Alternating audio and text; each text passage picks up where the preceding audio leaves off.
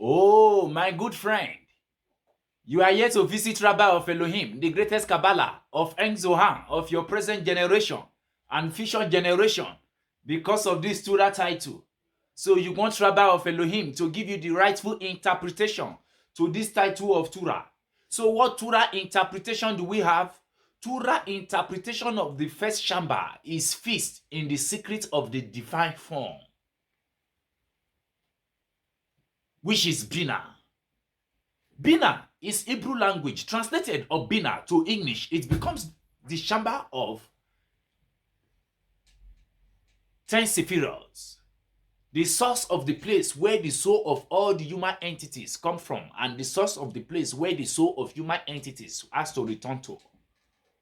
Because when the soul of the righteous leave this present world that the Hebrew people called Makut, when they departed to their own world, they enter into this chamber of the lower of the Garden of Eden, and each one remained here for as long as it is necessary for the soul to be there. Figures in the supernal form of Bina, and there are figures in the lower form of Makut. Makut is Hebrew language. Translated of Makut to English, it becomes the present world that we are living. Consequently, even if the soul is not entirely purified of body quality, it can enter and be there in the shape of Makut, which is connected with the physical nation. The soul, which is the aspect of Bina. Bina is Hebrew language. Translated of Bina to English, it becomes the seventh Shamba from the 10th Sephiroth, the source of the place where the soul of all the human entities come from, and the source of the place where the soul of human entity has to return to.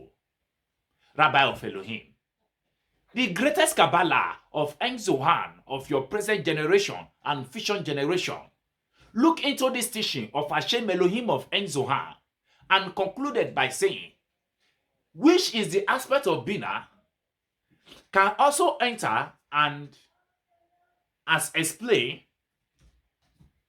be connected to Bina, and there in the lower Garden of Eden, the soul is clothed with garments similar to those one in the physical world, and it's enjoying all the time it needed here. It enjoying the blessing of the supernal light in order to entirely clean of the 50 of its physical nature, until such a time as it can be elevated to its divine home. This means that until all the imprinted of the physical body that were attached to the soul in this world disperse,